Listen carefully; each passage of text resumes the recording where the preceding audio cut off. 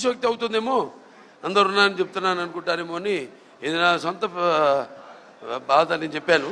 ఇది ఏదైతే ఈ జగిత్యాల జిల్లా, ఏదైతే ఈ కామారెడ్డి జిల్లా, ఎలాగైతే వర్ష విపత్సానికి అతలకుతలం అయ్యి ఎంతోమంది ప్రాణాలు పోగొట్టుకున్నారు, ఎంతోమంది రైతులు వాళ్ళు పండించిన పంట నేలమట్టమైందో వాళ్ళందరికీ వృధాభక్తిగా నేను 50 లక్షల రూపాయలు సీఎం రిలీఫ్ ఫండ్కి,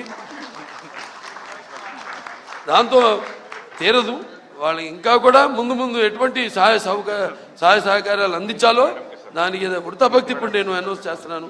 ఎందుకంటే అందరు ఉన్నప్పుడైతే నాకు నచ్చదు అనౌన్స్ చేయడం, ఏదో రాజకీయ అలా కాదు.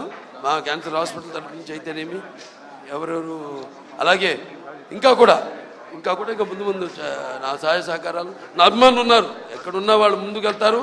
ముందు రంగంలోకి దిగేది నా అభిమానులు, ఎటువంటి లాభాపేక్ష కోరకుండా. ఇక్కడ కూడా అదే అవసరం లేదు లాభాపేక్ష, ఇక్కడ మెయిన్ ప్రజలు. అది తన తండ్రి గారు ఆయన ఎప్పుడు నేను చెప్పాను, ఉప్పెన కానీ లేకపోతే నేషనల్ డిఫెన్స్ ఫండ్ కానీ రాయలసీమ క్షామ నివారణ కోసం అయితేనేమి కానీ. సో అలా వృత్తపత్తి నేను ప్రస్తుతానికి 50 లక్షలు నేను అనౌన్స్ చేస్తున్నాను.